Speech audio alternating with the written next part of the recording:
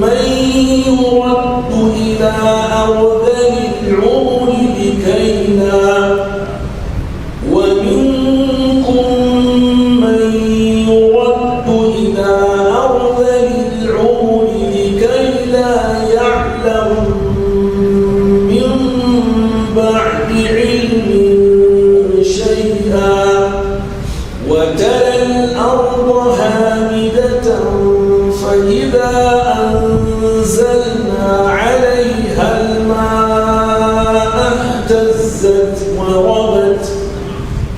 اهتزت وربت وأنبتت من كل زوج بهيج ذلك بأن الله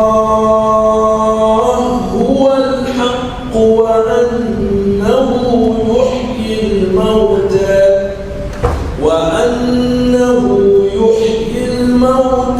وأنه على كل شيء قدير وأن الساعة آتية لا ريب فيها وأن الله يبعث من في القبور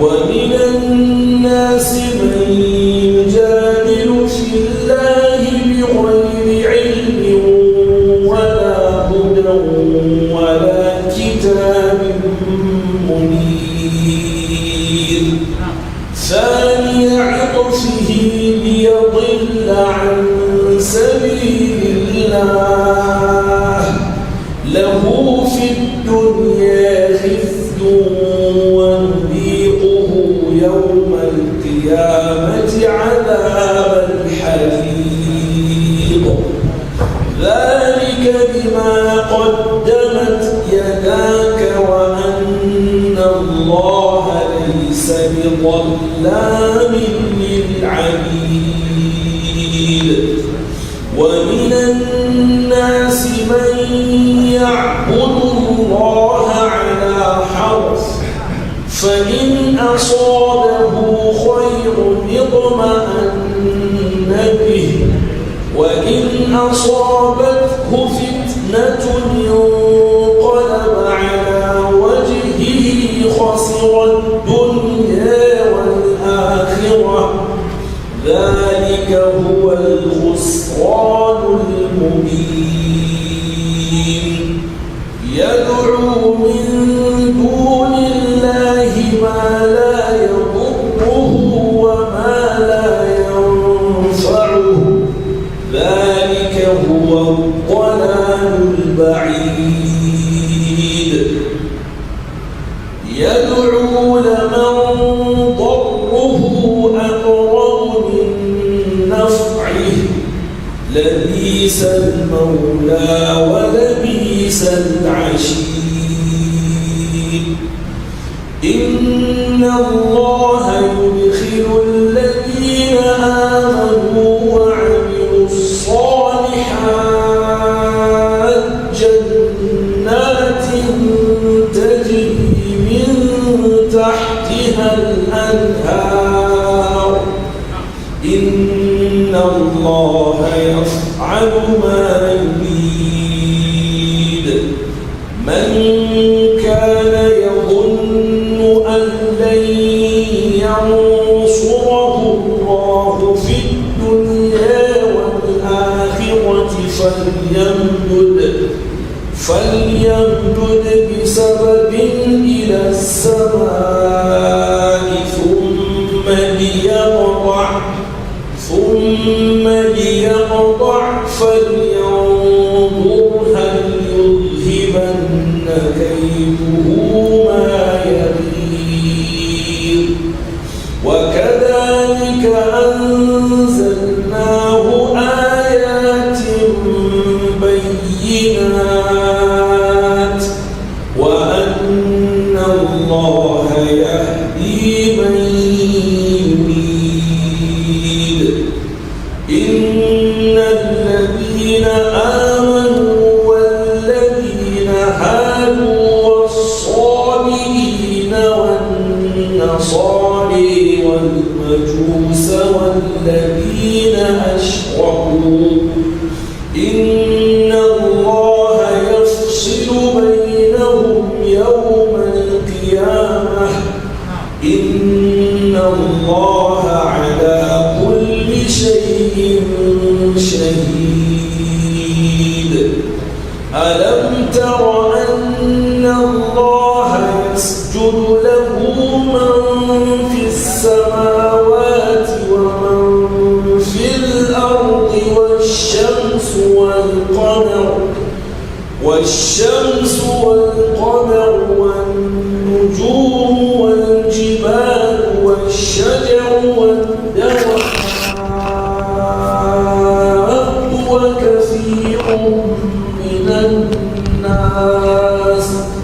وكثير حق عليه العذاب ومن يهن الله فما له من مكرم إن الله يفعل ما يشاء هذان خصمان اختصموا في ربهم فالذين كفروا قطعت لهم ثياب من نار يصب من فوق رؤوسهم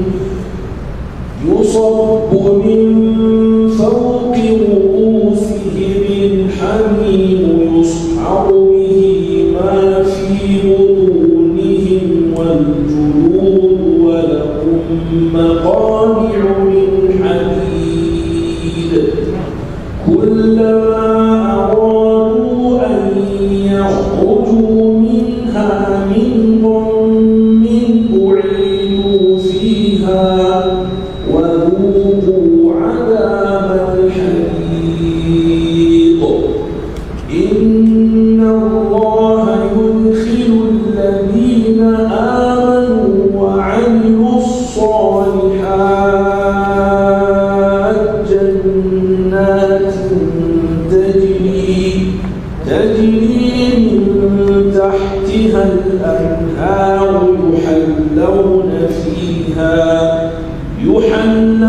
فيها من أساور من ذهب ولؤلؤ ولباسهم فيها حرير وهدوا إلى الطيب من القول وهدوا إلى صراط الحميد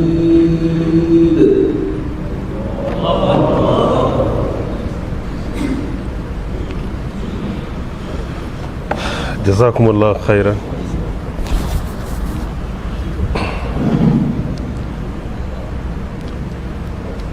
نعم،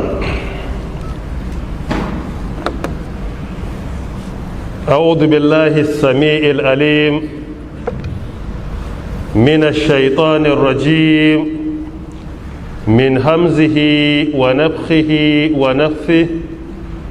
بسم الله الرحمن الرحيم. السلام عليكم ورحمة الله وبركاته. إن الحمد لله نحمده ونستعينه ونستغفره ونعوذ بالله من شرور أنفسنا وسيئات أعمالنا. من يهده الله فلا مضل له ومن يضلل فلا هادي له وأشهد أن لا إله إلا الله وحده لا شريك له وأشهد أن محمدا عبده ورسوله. يا أيها الذين آمنوا اتقوا الله حق تقاته ولا تموتن إلا وأنتم مسلمون.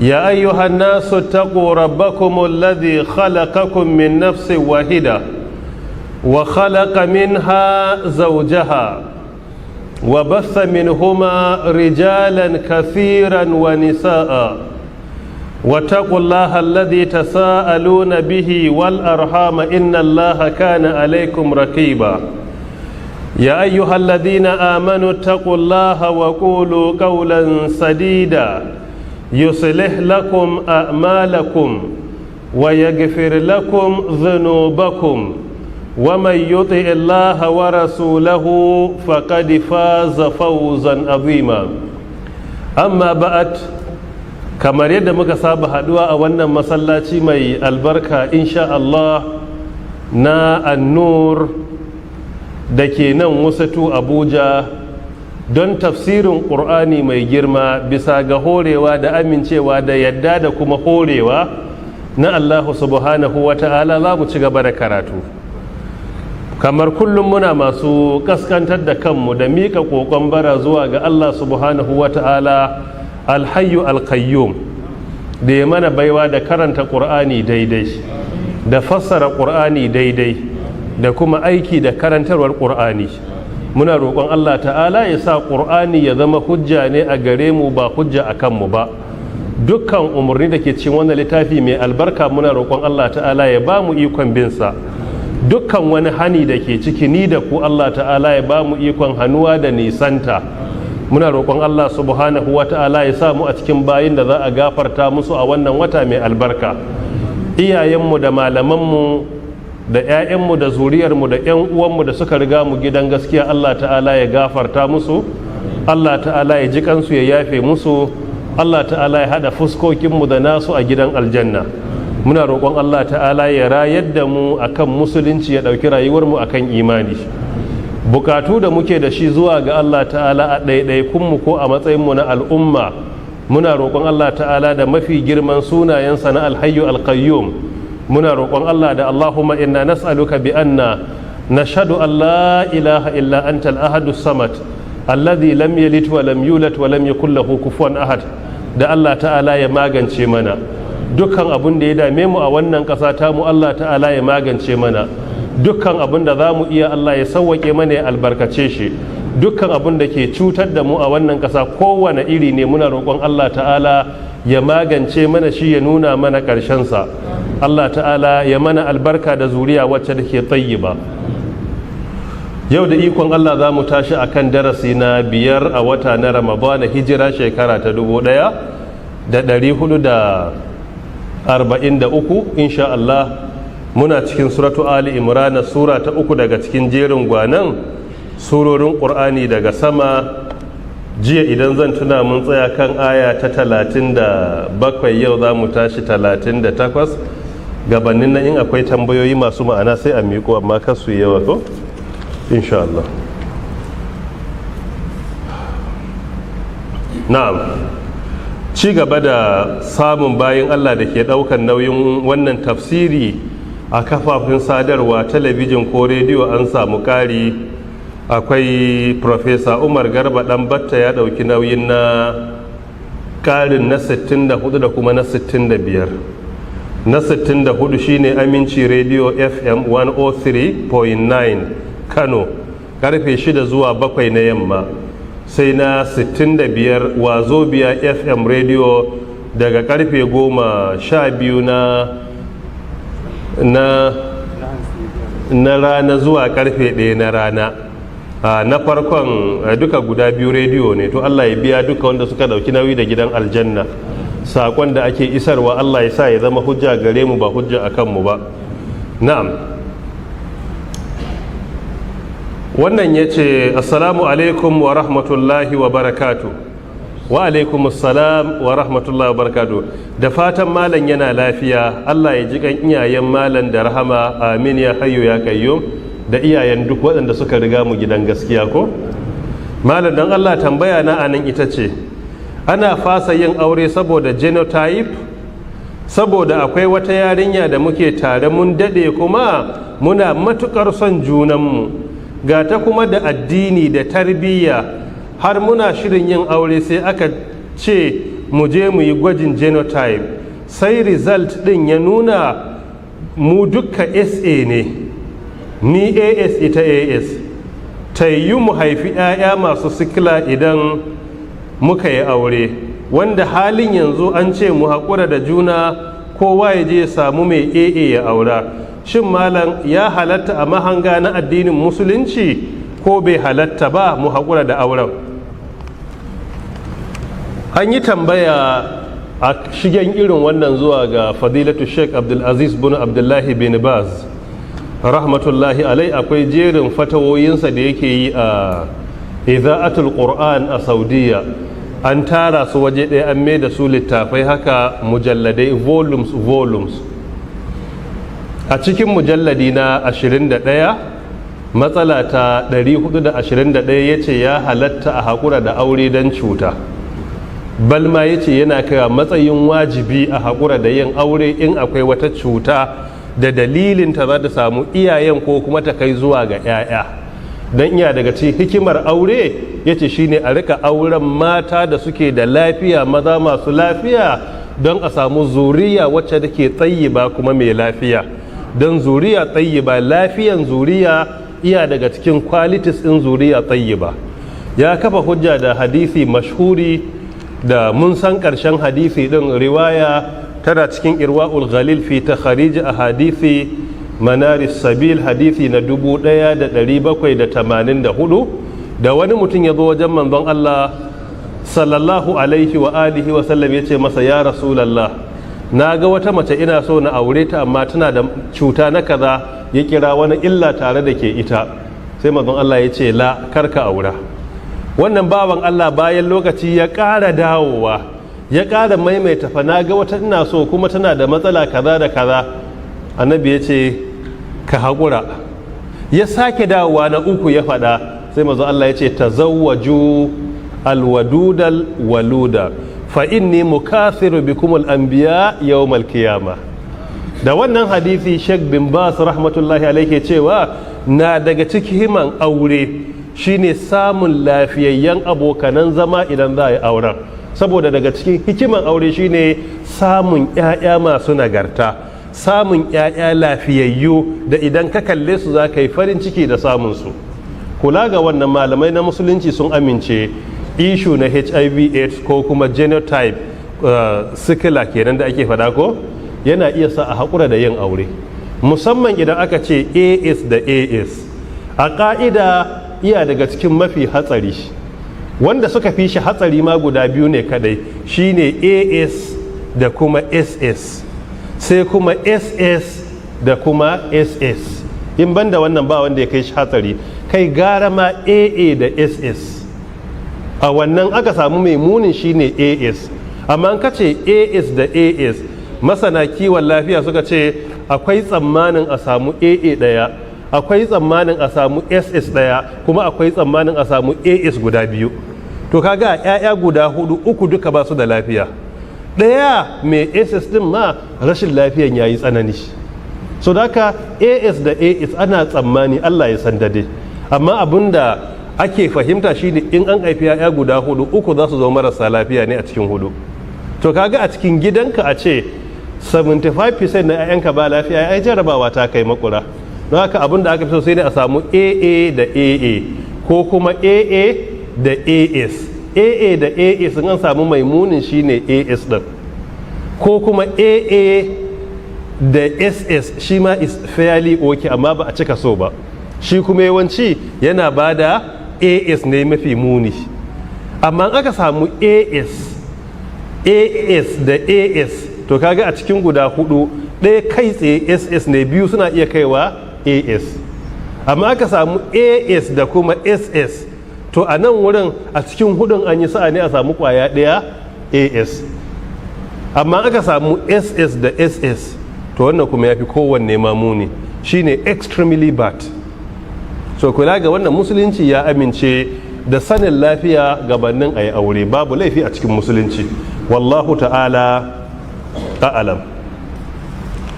Wannan ya ce, assalamu alaikum malam, Allah ya ƙara wa malam lafiya da nisan kwana mai albarka, amin ya hayyu ya qayyu. Allah ta'ala ya ji kan iyayenka da rahama da dukkan musulmi baki ɗaya, amin ya hayyu ya qayyu. Malam, mahaifiyata ce ta aiko ni da saƙo tun daga Kano. Kullum karatunka da ake sanyawa a Express Radio Kano hakan ya sa ta umurce ni da lallai in sanar da kai, tana maka fatan alkhairi, Allah ya tsare gabanka da bayanka. Sannan ta ce tana neman taimakon addu'ar malam akan gadansu da aka rike musu yau shekara 22 tun bayan rasuwar mahaifinsu a faɗan da aka yi a Jos South Bukuru, a nan Allah ya karɓi rayuwarsa. Shi ne take roƙon addu'ar malam da ta bayan Allah ba su sauraron karatun malam, Allah ya mai da malam gida lafiya ya ƙara imani. Amin ya hayyo ya qayyum. Mahaifi da ya rasu Allah ya gafarta masa, Allah ya ji kansa, Allah ya kyautata makwancinsa. Nasiha ta da farko, ta roƙi addu'a, wajibi ne mu taimaka mata da addu'a, kamar yadda muka karanta hadisi ai kwana biyu da suka wuce, mai yakun fi hajata akhihi yakunillahu fi hajatihi. Wanda ke cikin bukatuwan dan uwansa Allah ta'ala yana cikin bukatuwarsa.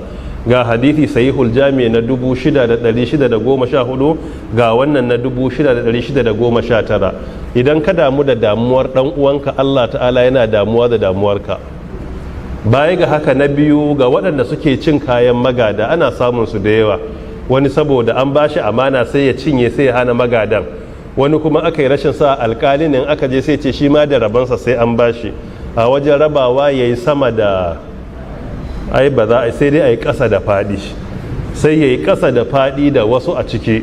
Wani kuma a cikin magadan ne, wani shine babba sai ya dunkule ya hana 'yan uwansa.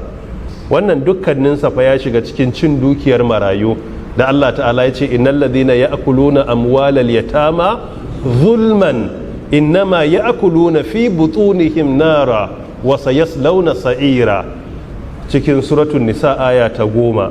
Allah ta'ala ya ce lalle ne waɗanda suke cin dukiyar marayu a gaya musu wuta suke ci. Duk mai cin dukiyar maraya kar ya ɗauka abinci yake ci, wallahi wuta yake ci. Ko a ce wai kai babban wane, babanku ya rasu sai kai handa mai dukiyar, wallahi wuta ne. Wannan yana faruwa fa da yawa har yanzu.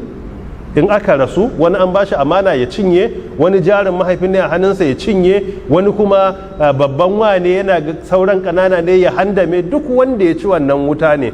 Ba dukiya ta bala'i ka ci kamar dukiyar marayu. Wallahi ba bala'in da ya kai wannan. Babu dukiyar da ta kai dukiyar marayu. Hatsari ne a cikinta. In ka ci, Allah ya ce wuta kake ci, kuma da sannu mutum zai shiga wutar sa'ir. A nan duniya yana cin wuta, kuma zai je lahira cikinsa wuta, kuma a sashi a wutar sa'ir. Duka lalacewar al'umma ne. A shekarun baya fa irin wannan bai cika faruwa ba, saboda akwai karancin karatu, amma bin Allah a wurin iyayenmu da kakannu yana da yawa.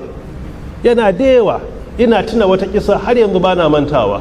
Ina karami na je gidan kakata. Me ke faruwa a daidai lokacin?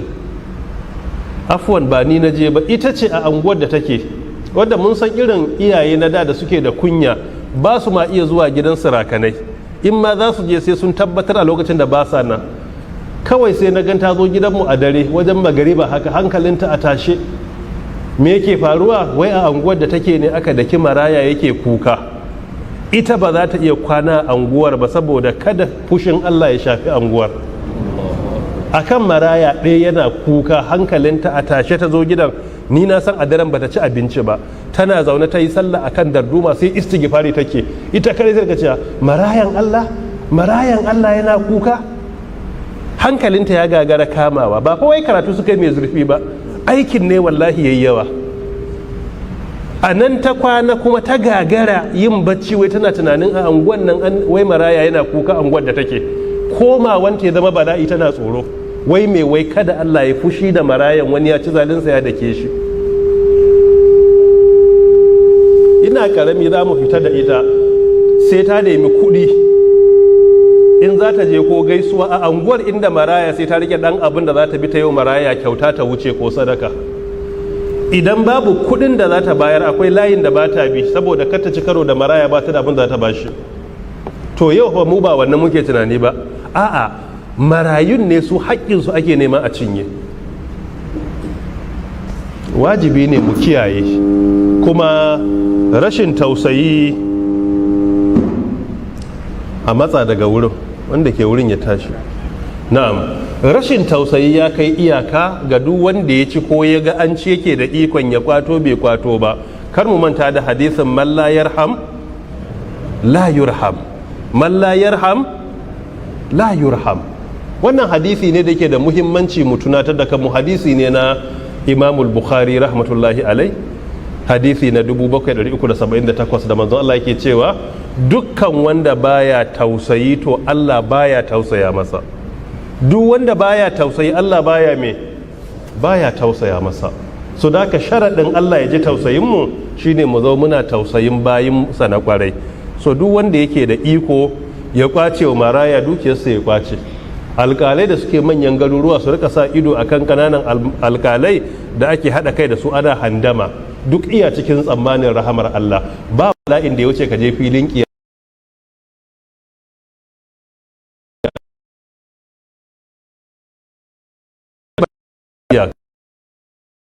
wai abokin gabanka ya mutu ya ce tukunnama, aka ce me saurayi ce sai ya je lahira an koro shi.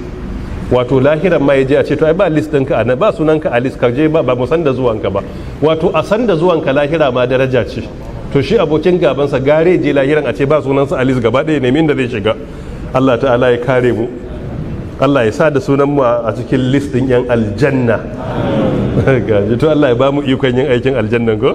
Aran ma za mu tashi aya ta 38 a Ali Imran in zan tuna daidai, darasi na 5 insha Allah. Bismillah. أعوذ بالله من الشيطان الرجيم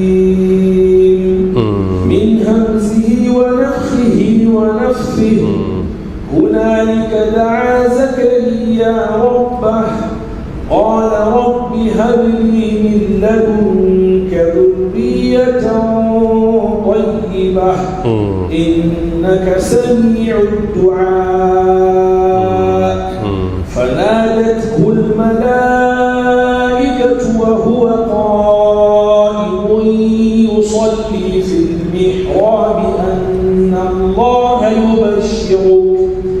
أن الله يبشرك بيحيى مصدقا بكلمة من الله وسيدا وحصورا ونبيا من الصالحين قال رب أنى يكون لي غلام وقد بلغني الكبر وامرأتي عاقر قال كذلك الله يفعل ما يشاء قال رب اجعل لي آية قال آيتك ألا تكلم الناس 3 أيام إلا رمزا واذكر ربك كثيرا وسبح بالعشي والإبكار. جزاكم الله خيرا. hunalika a daidai wannan wuri ko lokaci da a zakariya rabba, annabi zakariya sai ya kira mahaifinsa, ya kira mahalicinsa Allah subhanahu wa ta'ala. Kala ya ce rabbi ya mahalicina habli ka bani milladunka daga gare ka zurriyatan wata zurriya tayyiba wacce take mai nagarta, zurriya mai daɗi. Innaka lalle kai Allah sami'ud du'a, mai amsa addu'a ce. A karatun da muka yi shekaran jiya da jiya mun ga yadda idh imra'atu imrana, matar imrana ta yi addu'a ta kuma sadaukar da abin da ke cikin cikinta na cewa za ta sadaukar da ɗanta zuwa ga yi wa masallacin aqsa hidima. Bayan lokaci Allah ta'ala sai ba ta ya mace, kuma Allah ta'ala ya karbi wannan mace ɗin wa laysa dhakaru kal untha, har Allah ya ce fataqabbalaha rabbuha biqabulin hasanin wa anbataha nabatan hasana. Sai Allah ya karbi wannan yar a matsayin namijin da ta yi bakance, kuma Allah ta'ala ya yaba wannan yabawa da cewa biqabulin hasanin. Kuma Allah ya kula da Maryam mamar Isa alaihi salam. A lokacin sai Allah ta'ala ya bada rainanta zuwa ga Zakariya wa kafalaha Zakariya, sai zama annabi zakariya shine yake kula da maryam radiyallahu anha, shi yake kula da ita. menene alaƙar su? malaman ƙur'ani suka ce an yi maganganu guda biyu na alaƙa. ɓangaren farko suka ce shi zakariya yana auren 'yar uwarta ne ko sistanta ko cousin ɗinta. tafsiri na biyu suka ce a'a yana auren khalatuha ne, wato ya ko kanwar mahaifiyarta, wato yana auren ya ko kanwar hanna da malaman tafsiri ke faɗan sunan a haka. so dalilin wannan tunda akwai alaka ta auratayya sai aka bada shine kafilinta, shine kaman guardian ɗinta mai kula da ita. wannan yake nuna mana muhimmancin ba da renon yaro ga mutum na kwarai ko mace ta kwarai.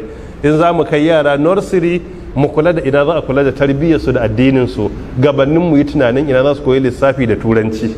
haka primary school, haka secondary school. idan a gida za a ɗauko mace mai hidima, ke ma'aikaciya ce, babban abin da za ki kula da mai hidiman shine wace ce za ta kula da tarbiyyar yara su zama mutane na kwarai ba na banza ba, saboda a lokacin ita kaman mataimakiyar mahaifiyarsu ce.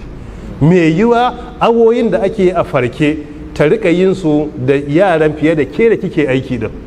kula ga wannan dole a kula da na kwarai a duk wanda za a ba wa hidima na yara. haka idan za a nemi driver zai kai yara makaranta ya ɗauko su, a kula da na kwarai.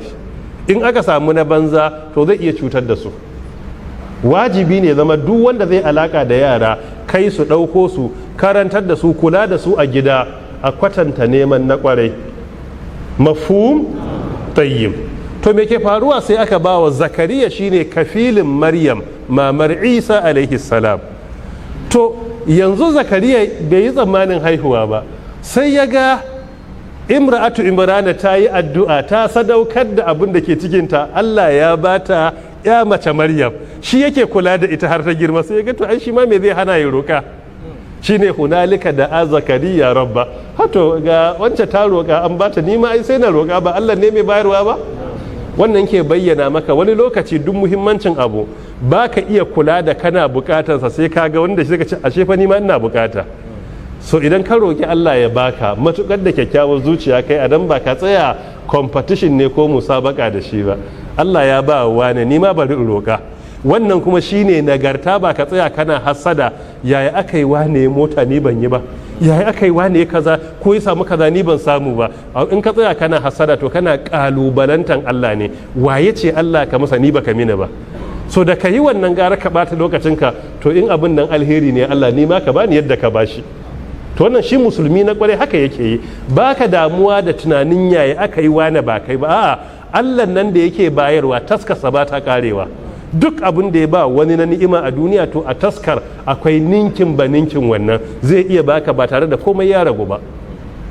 don haka zakari yanzu ya fahimci ai imra'atu imrana ta haifi maryam, kuma yanzu shi yake reno, to ai ashe da ma fa yana da daɗi, ni ma fa ya dace in roka. shine hunalika, kalmar huna asali zarfiya ne. don haka in kace huna yana zuwa a matsayin ismu ishara ne amma da zaraf. zarfiyan kuma iya daukan makaniya ko zamaniya. yana iya zama in an ce abu zarf ne, suna ne na ishara nuni amma iya nuna zarf. zarf din nan ko ya zama lokaci ko wuri. idan na ce na gamu da aramma a bakin masallaci to ya zama zarf ne na wuri.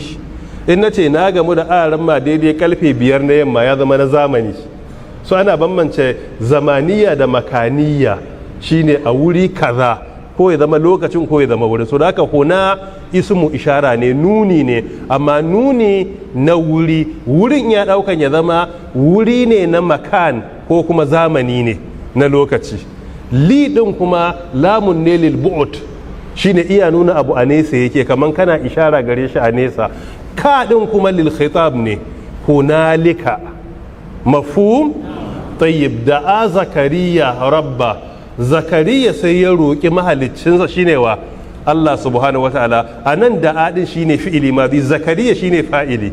amma a wannan kira da aka ce zakariya ai bai dauki kuma rufu'a ba, saboda me?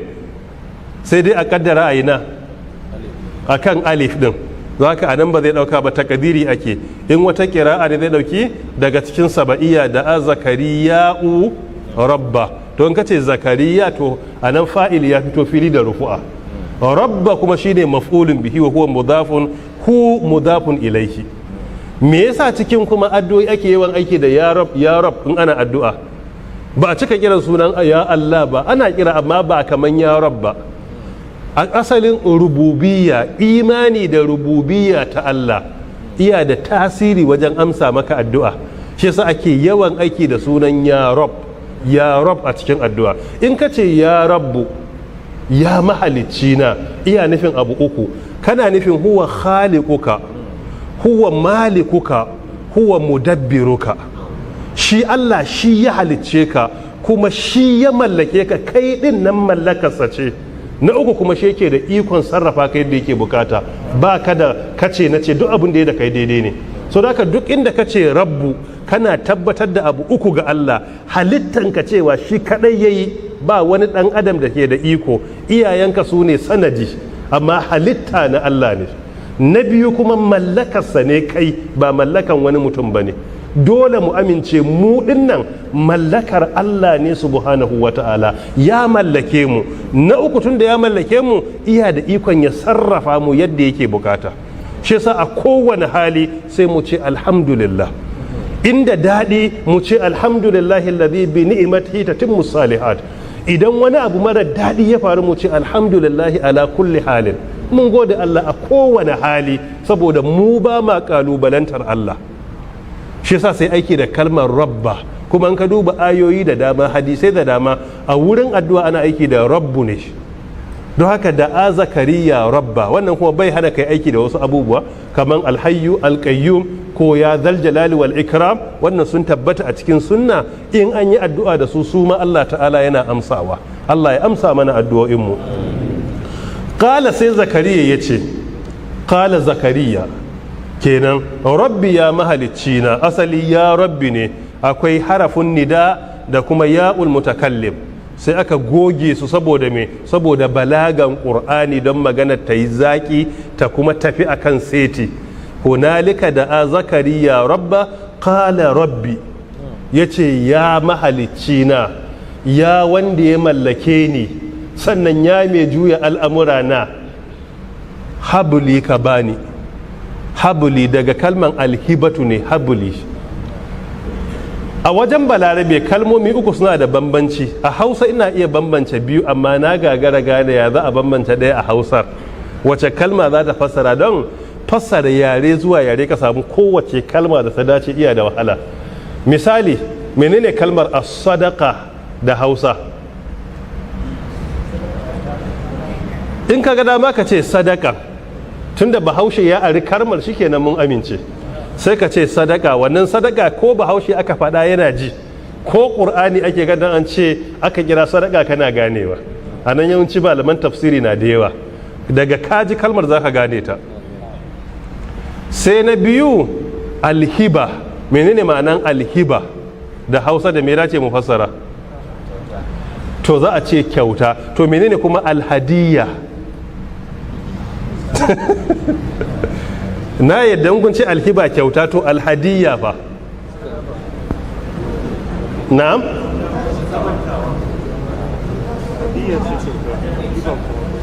Na'am?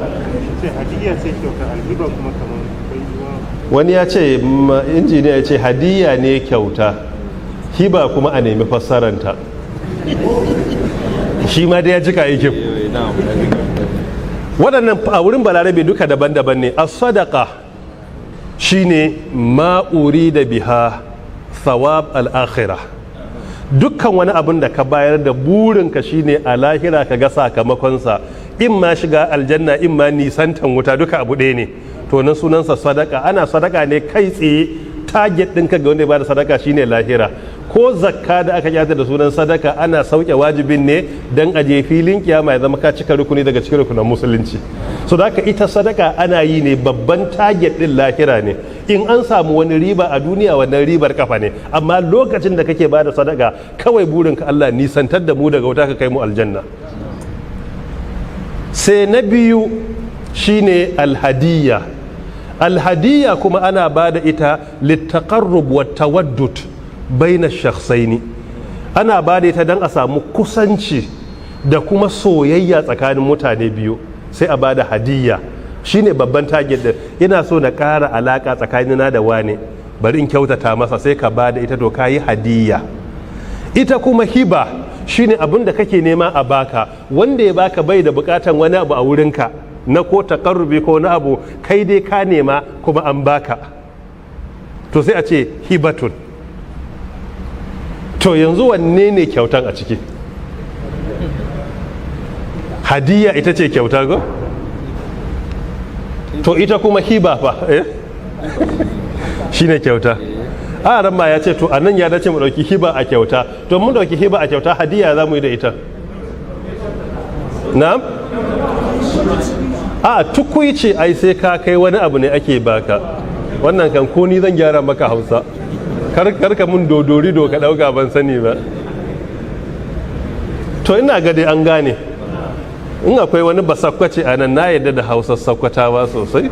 Suna da kosassun kalmomi, suna da vocabularies da yawa. Bismillah, dan ina ne kai? Ba da wai dan Bauchi ne zaka koya min Hausa?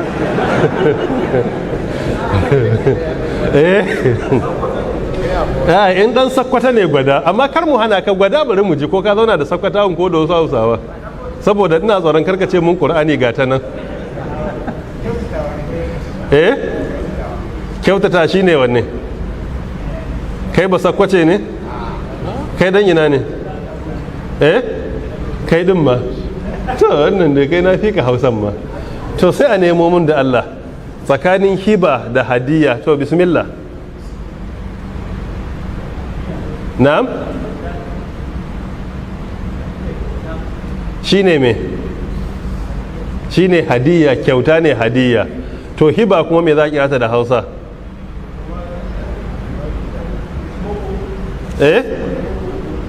Taimako.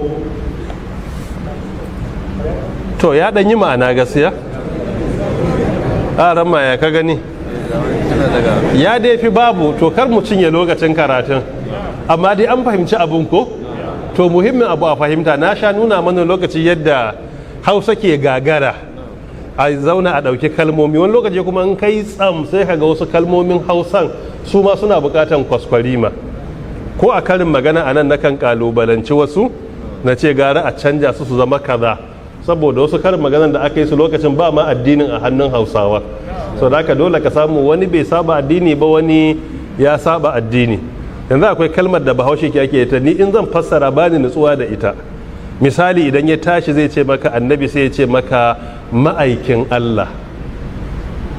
In ka duba ginuwan kalma, in aka ce ma'aikin Allah, yawanci a kalmomin Hausa wallahu alam, kalmar da ta kare da alifun a ƙarshe ko ta kare da ai kaman kisira, za a ga yujuwali fa'ili ake ginawa a haka. Misali maɗinki, masaƙi, marini, manomi, ma'aiki. To in ka duba ginuwan kalma din shine wanda ya aiki abu kenan. Mafu? In ka ce ma'aikin Allah ai ya dace zama ismul maf'ul ne, amma in ka duba ginuwan kalman kuma ya zama kaman ismul fa'il ne, kaman wanda ya aiki Allah wal iyadu billah. To yasa wasu kalmomin ala ayi halin muhimmin abu da shine ma'ana ta fito, kuma na biyu kyakkyawar zuciyar mutum da manufarsa da ya fada. Amma babu kokonto yare iya da wahalan sha'ani musamman wajen fassara matuƙa. Yanzu wannan tafsirin da muke muku, babban daga cikin saukinsa shine mafiya yawan malaman da suka karantar da kai a yarinta da Hausa suka karantar da kai, shi yasa ka san kalmomi, in ba haka ba aiki ne. Kuma akwai tafsir yanzu lokacin subhanallazi asra bi abdihi, malami na Allah ya ji kansa da na fara koyon tafsiri, in yazo bi abdi bai ce ba manzon Allah kaman Isra aya ta farko, Kahfi aya ta farko, sai ya ce menene shalelan Allah. Allah da tsarki ya tabbata ga Allah da ya isra'i da shalelansa, ba zai iya cewa bawa ba, yana ganye ce bawan Allah kaman ya kaskantar da matakin fiyayyen halitta, tare da zaman ubudiyya ai daraja ce, babu kaskanci, ubudiyya ɗaukaka ce, amma manufarsa Allah ya ji kansa mai kyau ce, kuma da dama haka ne. Don haka sai ya ce rabbi ya mahalicci na habli ka bani, ya roƙi a bashi milladunka daga gare ka zurriyatan tayyiba, zuriya ta kwarai. Yana daga cikin siffa ta bayin Allah na kwarai, siffa ta mutanen kwarai shine da roƙon Allah zuriya tayyiba. Hadafin mu fa a duniya a haihuwa ba haihuwa mai nagarta, ba wai ka cika gidanka da 'ya'ya ba, ka cika gidanka da bayin Allah ake bukata.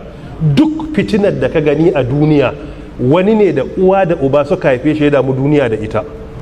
Ka tuna wanda ya fi kowa sharri a tarihin duniya, ka tuna wanda ya assasa yakin duniyan farko da na biyu, ka tuna wanda ya wanzar da bala'i a kasar ka shekara 50 ko shekara 40 ko 30, duk inda ka tuna wani bala'i wani ne ya yi kuma iya da uwa da uba. Kuma in ka tuna annabawan da Allah ya turo, ka tuna manya-manyan mutane da suka musulunci hidima, sahabbai, ka duba tabi'ai atba'u tabi'ina su Imamu Malik, Allah ya ji kansu duka su ma iyaye suka haife su. Wannan fa zai bayyana maka fa ga musulmi na kwarai ba haihuwa ne damuwar ba, a haifi na kwarai. Shi yasa duk matakin da zaka bi ka samu na kwarai, daga addu'a, zaben mace ta kwarai, yar gidan dattawa, wanda iyayenta suka san kaza da kaza, ka zo kai ta addu'a, yin tarbiyya, ayi kaza, kada ayi kaza a gidanka, duka target din me a samu zuriya tayyiba shine burin. In baka yi sa'a ban aka samu ɗaya na banza, sai sa duk amanta da guda 10 na kwarai din ma a zuriyar ku, shi kadai ake jin sa, saboda a society sharri ya fi watsuwa akan alkhairi.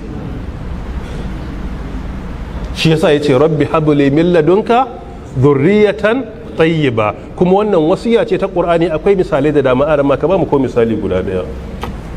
والذين يقولون ربنا هب لنا من أزواجنا وذرياتنا قرة أعين واجعلنا للمتقين إماما. wannan cikin suratul furqan aya ta 74, Allah ya ce bayan Allah na kwarai su ne ya kuluna suke cewa rabbana ya mahalicinmu ka bamu min azwajina daga matanmu ko daga mazanmu, duka ya shiga ciki, wa zurriyatina da zuriyarmu, ƴaƴanmu, jikokin ƴaƴanmu, qurrata a'yunin, ma'anarsa ɗaya da zurriyatan tayyiba. Qurrata a'yunin wanda su ne kaman comfort na ido, shine abinda ba shi ke cewa wai nagari na kowa, shine qurrata a'yunin. Yanzu idan aramma zamansa da muke marzaton alkhairi na kware, masanin qur'ani da kira'o'i, yanzu wani anguwa ɗaya suke dattijo ne suka yi magana aran abdullahi sai ce to ai dan mu ne, saboda me, saboda zaman sa na kware ko da ba alaka ta jini sai ya nuna shi dan su ne. Wani zai zauna kawai ya san shi ne sai ya ce ai ajin mu ɗaya da shi da a biyu Zaria. Zaman sa na kwarai da yake zato yanzu kowa yana so ya jinginu gare shi, shine qurrata ayunin, wanda kowa yana so nagari na kowa. Mafhum tayyib. So duk wanda yake da wata nagarta to yana samun abokanai da yawa da bai san su ba, kuma zai samu iyaye da yawa bai taba sanin su ba, sai su ce danmu ne, kuma ba yadda ka iya sai kai shiru kai kara. An ce wa da fa na je wani kauye a Mambila ya ce kai dan su ne, Allah sarki watakila ai mai yiwa aminin mahaifina ne ko dan wajen bangaren mahaifiya, shikenan sai ka bari a haka. Wani baka taba ganin sa ba sai je ce ai ajin mu ɗaya da shi tare muka yi karatu. To amma fa inda fa bala'i mutun yayi a wurin akwai babban san a ce su waye dangin sa, sai ce wallahi alam, sai shiru ba ruwansa, to wa zai fada? Ai shi na banza aka tashi neman dangin sa aiki ne. Shi yasa Bahaushe yace wai mugu sai mai shi, nagari na kowa mugu sai mai shi. Duk wanda ya fantsa matsiya danginsa ma shiru suke. Akwai wanda fa ya kwantsa matsiya a zuriyarsu, akwai wanda suka je suka canja sonem ɗinsu saboda sunan ya riga ya bata shi, ya bata sunan gaba ɗaya, gara ma haƙura da sunan gaba ɗaya. Mutum ɗaya ne amma ya yi damejin sonem ɗin gaba ɗaya. Shi yasa ba wai manufar haihuwa yawa ba, ba wai manufan haihuwa mu haifi yaya a watsar da su akan hanya su yi ta yawo ba karatun addini ba na zamani ba, ba wai fa'idan haihuwa kawai ɗaya tashi ya iya turanci ba, a'a ka samu zuriya tsayi ba. Iya turanci yana da kyau, iya lissafi iya da kyau, amma babbar manufar alakarsa da Allah a samu mai kyau ne. Duk wanda ke da alaka mai kyau da Allah to a rayuwarsa cikin al'umma yana amfanar da ita. Duk mai kyakkyawar alaka da Allah yana amfanar da al'umma, kuma duk mai mummunar alaka da Allah yana cutar da al'umma. Ka kuma ɗauka ka duba, inda aka ce wane na kwarai ne, alamun na kwarai ne, to sai ka samu akwai wani bangaren da al'umma ke amfanuwa da shi. Mafi sauki zai shiga cikin jama'ar da in damuwa ta dame mu ya ɗaga hannu ya ce ya Allah ka yi kaza, sai Allah ya mana. da addu'arsa kadai sai mu tsira. Rubba ash'asa akbara law aksaba ala allahi la abarra. Sai a muku ruwa a rani dalilin rantsuwar wani bawan Allah guda daya. Idan kwa na banza ne yana cutar da al'umma. Don haka yace Allah ta'ala ya bashi zuriya tayyiba, don shine manufar. Idan za mu yi roƙo mu roƙi wannan, kaga rabbana hablana min azwajina wa dhurriyyatina qurrata a'yunin, kuma waja'alna lil muttaqina imama. A cikin masu takawa ma Allah ka sa ƴaƴanmu su zama jagorori ne. Amma siffofin wa Allah yake bayyanawa, ka koma baya aya ta 63 yace wa ibadur rahmanil ladina yamshuna alal ardi haunan wa idha khatabahumul jahiluna qalu salama. Ai siffofin bayin da Allah zai musu rahama ne. Tun daga ta 73 har zuwa wannan da ta 63 har zuwa ta 74, rabbana hablana min azwajina wa dhurriyyatina qurrata a'yunin waj'alna lil muttaqina imama. Duk addu'a da zamu yi a duniya kar mu manta da zuriya mai nagarta. Idan muka bar duniya zuriya mai nagarta, ko addu'a suke mana mun ci riba. Ai ga hadisi na Muslim nan cewa idza ma tabnu adam in qata amaluhu illa min salatin sadaqatin jariyatin aw ilmin yantafa bihi aw waladin salihin yad'u la. Hadisi na 384. Idan dan adam ya rasu dukkan ayyukansa sun yanke banda guda uku, daga ciki ɗansa na kwarai da ke masa addu'a. Ga hadisin Ibn Majah na 224 cewa inna mimma yalhaqul mu'min min amali wa hasanati ba'da mautihi ilman allama wa nashara aw waladan salihan yad'u la aw mushafan waratha aw baita libid sabil bana aw masjidan bana aw naharan ajra aw sadaqa tasaddaqa biha fi hayati qabla mautihi. Sadaka babban manufa shine samun 'ya'ya masu nagarta.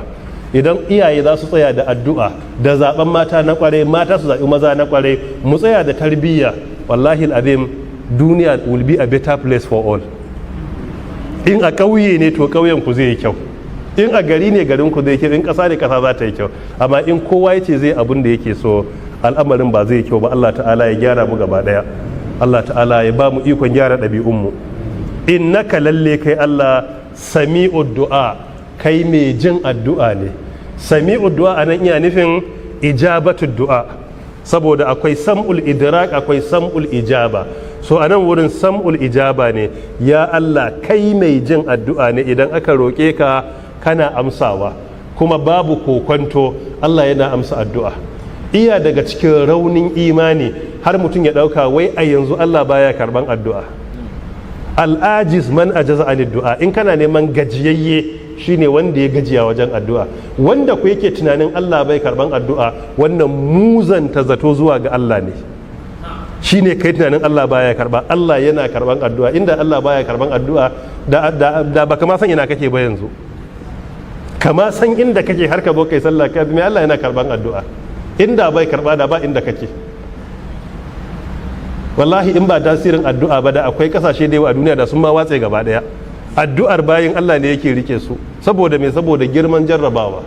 So da haka muna da yakinin Allah yana amsa addu'a. Me iya yawa wanda ake karban addu'a su sun yi karanci, amma Allah yana karban addu'a. Kuma muna ga tasirin addu'a babu dare babu rana. Wata jarraba ta faru da wani bawan Allah bata dade ba, kawai aka bashi wani labari mara daɗi sai ya tashi,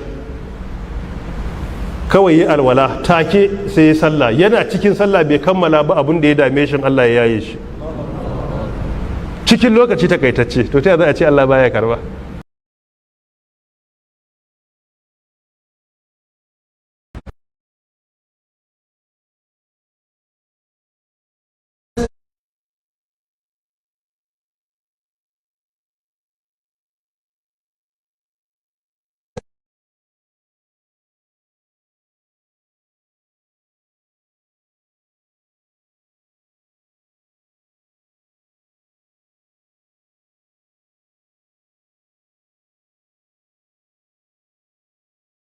حصورا وسيدا وحصورا ونبيا من الصالحين.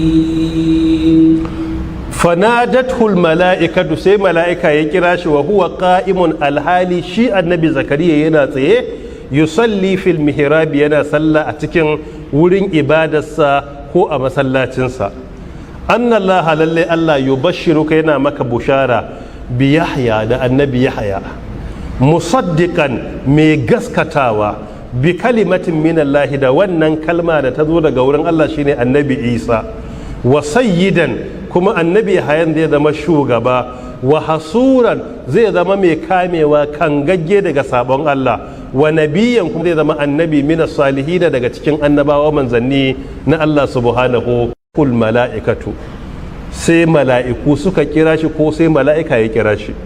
Kalmar mala'ikatu asali jam'i ne guda ɗaya sai a ce me malak shine guda ɗaya, in ka ce malik ya zama me sarki ake kira, malak mala'ika, jam'in sai a ce almala'ikatu.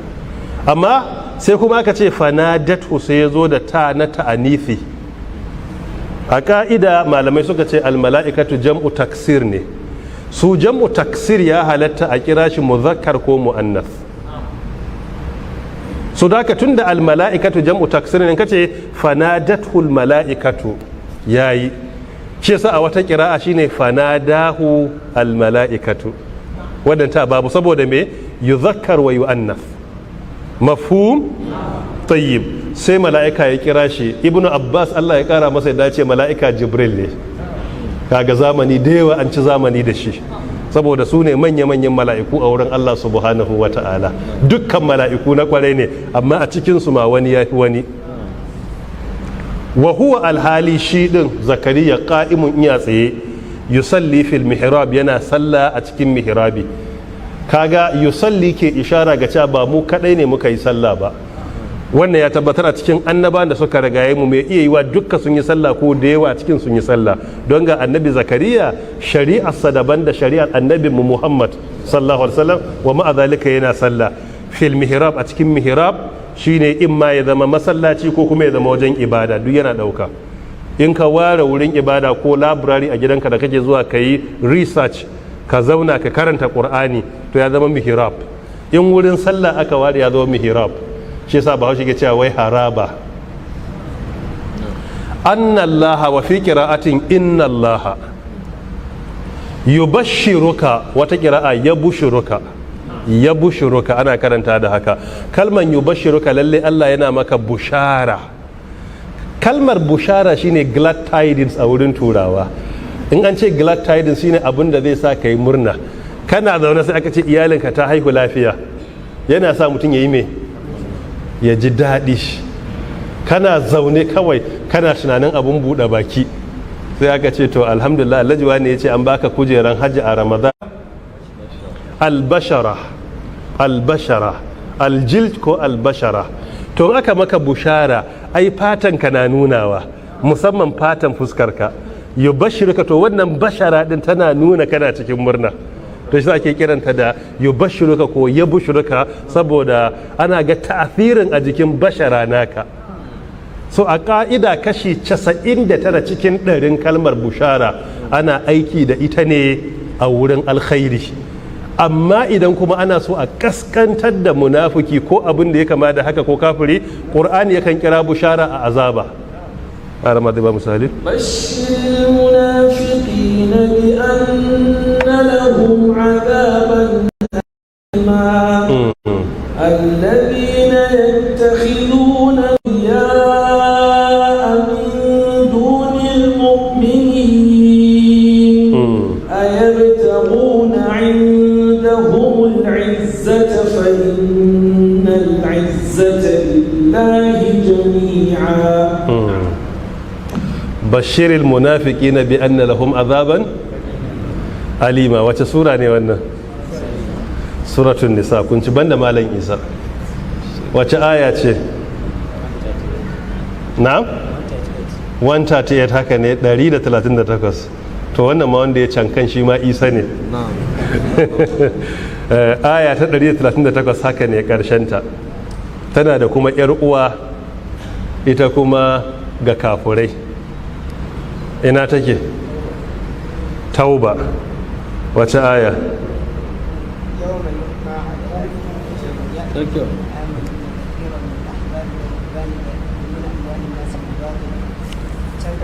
الذين يكنزون الذهب والفضة ولا ينفقونها في سبيل الله فبشرهم. suratul tauba banda kai aya ta nawa?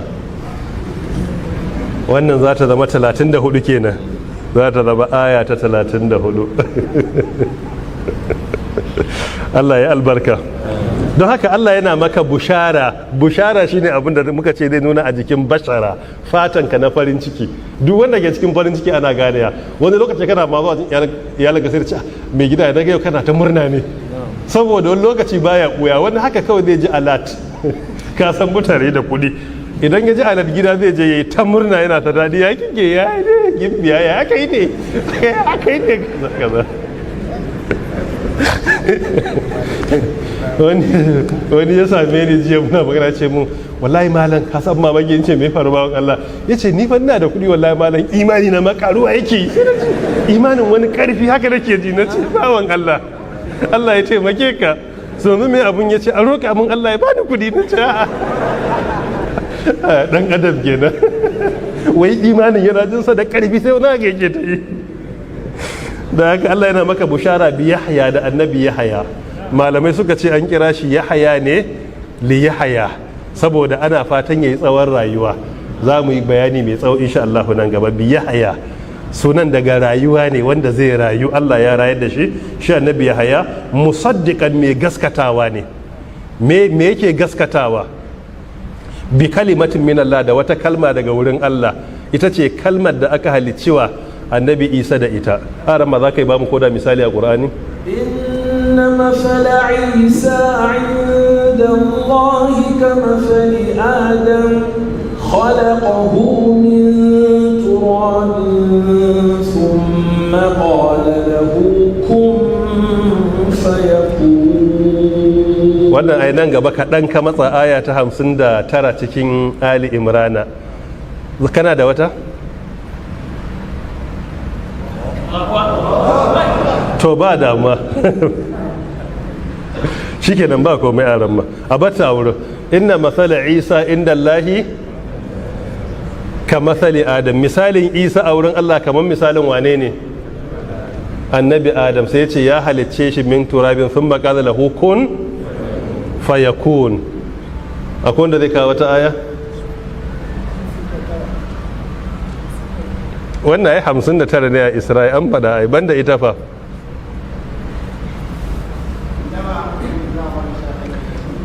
Wannan duka fasarar abu ɗaya ne da wanda aran ma ya kawo.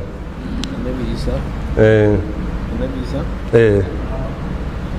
يا أهل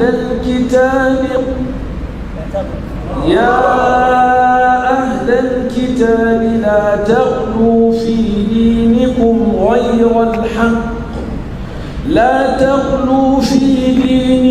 ولا تقولوا على الله إلا الحق إنما المسيح عيسى بن مريم رسول الله وكلمته ألقاها إلى مريم وروح منه فآمنوا بالله ورسله ولا تقولوا ثلاثة انتهوا خيرا لكم. جزاكم الله خيرا. أعلم ما ذي تكاومنا وانا سورة ني سورة النساء آية نوى aya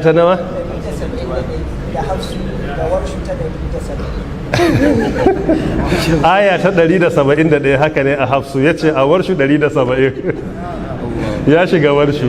Aya ta 171 ne haka ne, tana karshe-karshen nisa. Wannan shine gaskiyar magana. Aya ta 171 ne. Allah ya maka albarka. Kun ga na samu magaji ko? Alhamdulillah. Muhallu shahid wa kalimatu alqaha ila maryama. Kalmar Allah ne ya jefa zuwa ga nana maryama aka haifi annabi Isa. Wa kalimatuhu alqaha. Don haka a ka'ida Ibn Taymiyyah ya ce ba a cewa Isa kalimatullah, sai dai a ce min kalimatillah. Shi min kalimatillah ne, ba shine kalimatullah. Don wa kalimatuhu ne alqaha ila maryama. So da kaga ana ga ce bi kalimatin minallahi, da kalma ce daga wurin Allah. Asluhu kalima ne minallah. don haka shi an halice shi da kalmar Allah ne ba shine kalmar Allah din ba. Wannan shine fahimtar ibnu Uthaymin rahmatullahi alaihi. Kuma annabi Yahayan wa sayyidan ya gaskata annabi Isa, don annabawa duk annabin da ya zo bayan wani iya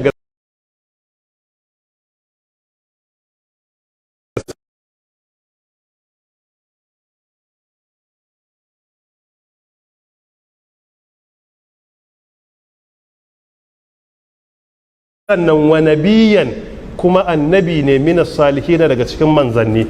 A ka'idan uslubin qur'ani idan Allah ya kira annabi da kalmar annabi a qur'ani to bayan annabi ne kuma shi manzo ne. Inda an kira shi da annabi kaman ya ayyuhan nabi lima tuharrimu ya ayyuhan nabi idza tallaqtumun nisa, ayoyin farko a taharim da talak kaga annabi Muhammad ne, kiransa da annabi ya tabbatar da manzo ne. Arama za ka ba mu misali akan wannan? إنا أوحينا إليك كما أوحينا إلى نوح والنبيين من بعده وأوحينا إلى إبراهيم وإسماعيل وإسحاق ويعقوب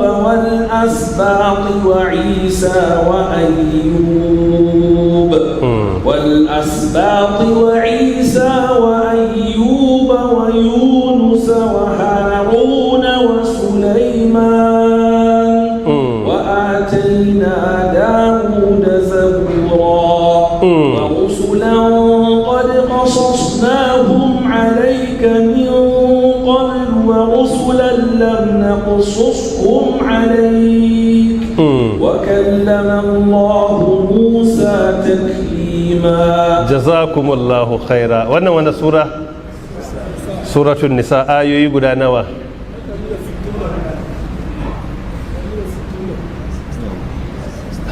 Ba haka ba ne. Na? 163 da 64. To kai ta ƙarshen ka kira. Wa rusulan qad qasasnahum alayka min qabl shine da 64. Amma inna auhayna ilayka kama auhayna ila nuhin wan nabiyina min ba'di wa auhayna ila ibrahima wa isma'ila wa ishaqa wa yaquba wal asbata wa isa wa ayyuba wa yunusa wa haruna wa sulaiman wa ataina dawuda zabura.